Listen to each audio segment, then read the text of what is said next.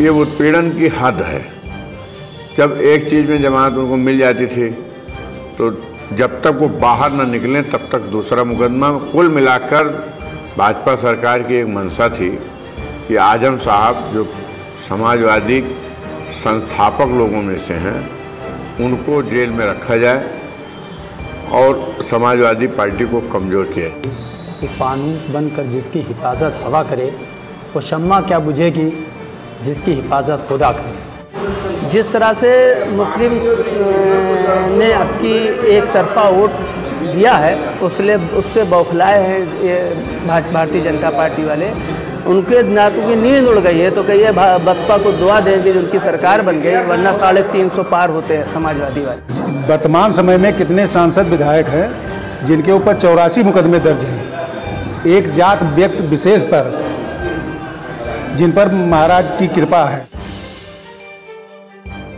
Samajwadi party के दिग्गज नेता आजम खान को आज सुप्रीम कोर्ट से जमानत मिल गई, जिसके बाद वो आज सुबह सीतापुर जेल से रिहा भी हो गए हैं। इस मौके पर आजम खान का स्वागत करने खुद शिवपाल सिंह यादव जेल के बाहर पहुंचे और उन्हें शुभकामनाएं दी। वहीं आजम खान के जेल से रिहा होने के बाद उनके समर्थकों और चाहने वालों में खुशी की लहर दौड़ गई है। आजम खान की रिहाई की खुशी को आज गोंडा के समाजवादी पदाधिकारियों व कार्यकर्ताओं ने सपा कार्यालय पहुंचकर एक दूसरे को मिठाई खिलाकर मनाई और आजम खान जिंदाबाद के नारे भी लगाए।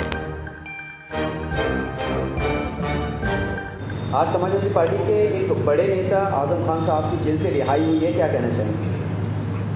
आज कानून की जीत हुई। उनके साथ बहुत जास्ती हो रहा था। उत्तर प्रदेश सरकार उनके पीछे पड़ी हुई थी, लेकिन माननीय सुप्रीम कोर्ट ने आज अन्याय पर न्याय की जीत आजम साहब के रिहाई के साथ दिखा दिया कि जुल्मी कितना भी जुल्म करेगा न्याय किसी न किसी दिन जरूर मिलेगा। जिस तरह से उन पर लगातार केस लगते चले गए कि जब कोर्ट एक मामले को लेकर फैसला सुना रहा है तो दूसरा मामला आ जा रहा है, तीसरा मामला आ जा रहा है, तो क्या मानते हैं वो किस वजह से ये कार्य हो रहा है? ये उत्पीड़न की हद है। जब एक चीज़ में जमानत उनको मिल जाती थी तो जब तक वो बाहर न निकलें तब तक दूसरा मुकदमा। कुल मिलाकर भाजपा सरकार की एक मंशा थी कि आजम साहब जो समाजवादी संस्थापक लोगों में से हैं उनको जेल में रखा जाए और समाजवादी पार्टी को कमज़ोर किया जाए। आज जब वो जेल से बाहर आए तो अखिलेश यादव उनसे मिलने नहीं पहुंचे, जबकि चाचा शिवपाल वहां मिलने पहुंचे, क्या कहना चाहें? नहीं, उससे पहले राष्ट्रीय अध्यक्ष जी मिले और हर तरह की चाहे आजम साहब को कोरोना हुआ हो, चाहे तब हो, चाहे अदालतों में मामले हो, माननीय राष्ट्रीय अध्यक्ष अखिलेश यादव जी ने बराबर वो किया। लेकिन घर में जब किसी की मदद या किसी का साथ दिया जाता है तो उसको सड़क पर बैठ के डिंडोरा नहीं पीटा जाता। लगभग 26 महीने वो जेल में थे, लेकिन अखिलेश यादव उनसे एक बार मिलने पहुंचे। ये बहुत बड़ा सवाल है उनके चाहने वालों की तरफ से कि उन्होंने साथ नहीं दिया जब वो परेशानी में थे। वहीं मुख्यमंत्री योगी आदित्यनाथ ने भी एक बात कही थी कि अखिलेश यादव खुद नहीं चाहते कि वो जेल से बाहर आए। अब योगी जी नहीं कह सकते, अपने पिताजी के मृत्यु पर नहीं गए और माता जी से मिलने गए। एक ही घर में 2 सवाल उन्होंने खुद किया। कम से कम वो कहने लायक नहीं है राष्ट्रीय अध्यक्ष अखिलेश यादव जी को।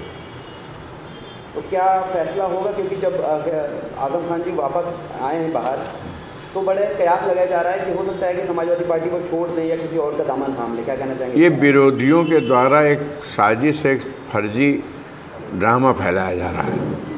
आजम साहब समाजवादी हैं, समाजवादी पार्टी को बनाने वाले लोगों में से हैं और जो अपना घर बनाता है वो अपना घर कैसे अपने हाथ से नहीं गिराता। कि फानूस बनकर जिसकी हिफाजत हवा करे वो शम्मा क्या बुझेगी जिसकी हिफाजत खुदा करे।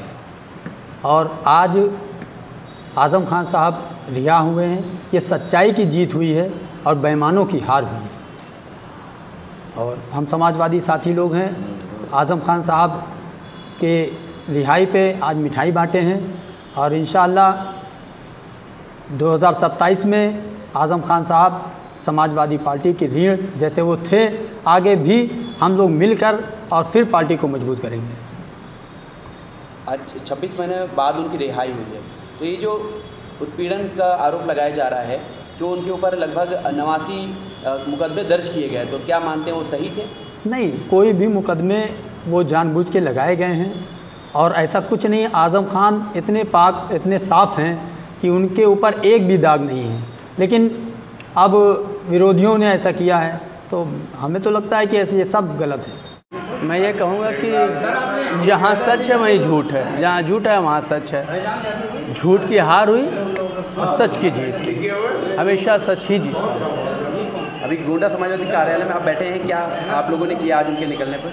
आज उनके रिहाई पर हम लोग खुशी में हम सब समाजवादी, पुराने समाजवादी या जितने भी समाजवादी हैं, सब पदाधिकारी और भी सब कार्यकर्ता वगैरह उन्होंने मिलके मिठाई बांटी, एक दूसरे को मिठाई खिलाई है, उसका खुशी का इजहार किया और उन लोगों को उन ताकतों को जो उन लोगों ने जो साजिश करके आज़म खान साहब को अंदर किया था झूठे मुकदमों में, आज उनके मुंह पे एक बहुत ज़ोरदार तमाशा।